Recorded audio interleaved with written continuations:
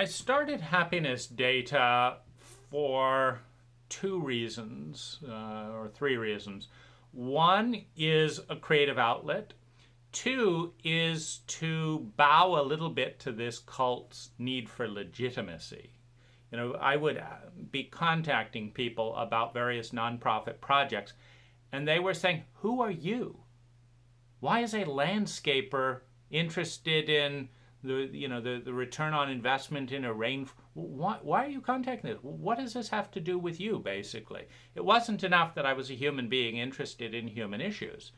And so I realized I wouldn't have to answer a lot of those questions if I ran a nonprofit. So there's a little bit of cultural legitimacy.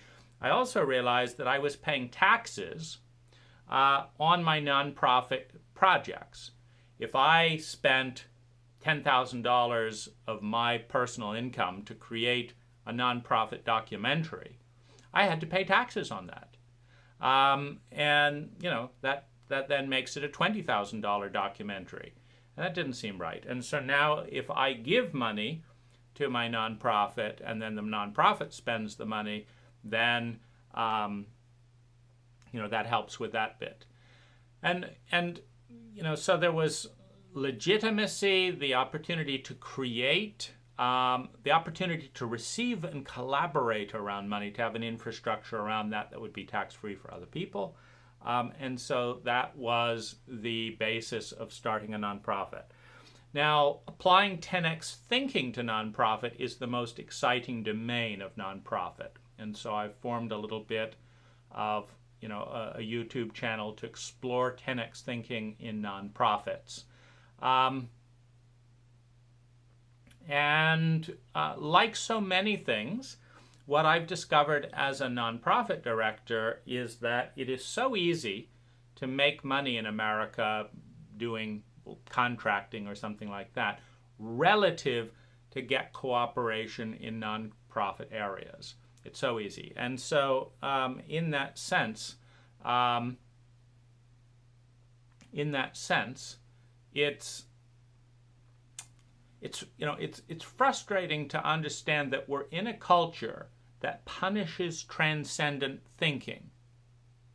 Meaning, if you're thinking beyond your own selfishness and the selfishness of the other people you're involved with, which might be, I have a great idea where you and I can make lots of money. Well, immediately there's a huddle around that. Oh my gosh, you've figured out how to make money? And you make money and I make money? Oh my goodness, let's talk immediately. And then you say, well, I've figured out a way to increase the amount of oxygen production on the planet by 1%. It'll take about 100 people, and we'll all need to cooperate in this way and this way. And it's like, well, why are you doing that? Well, a 1% increase in oxygen production over the next 100 years, that's incredible. Why are you talking to me about it? Well, you're a human being, aren't you? I thought you kind of look vaguely human. You have something. Well, I'm busy. I'm watching the Avengers tonight. It's like, isn't that about heroic people saving the planet? Yeah, I like watching that. Well, how about doing it? Nah. I want to watch other people be heroes as I get fat and eat and stuff. So this is a very bizarre disconnect. And there's a lot of vetting that goes on this. Well, who have you talked to? And if you've talked to so-and-so and been referred by so-and-so and went to such school and have these kinds of fonts on your, and don't talk about these things, well, then you're the in crowd. You're the one that can be talked to. You're all right.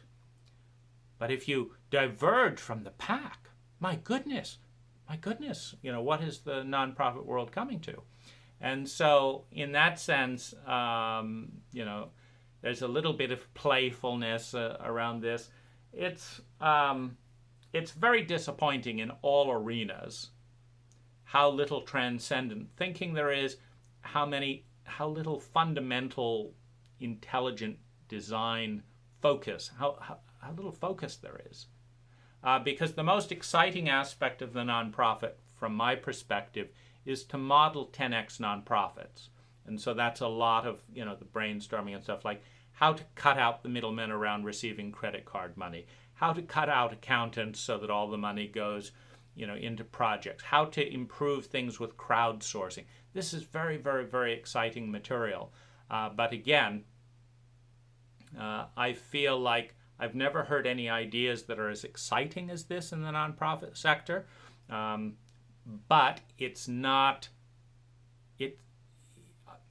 I don't have all these credentials and name tags associated with my name to demonstrate that to other people. So there's this disconnect in what's being referenced. Is it the 10x thinking that's being referenced, or is it the set of credentials?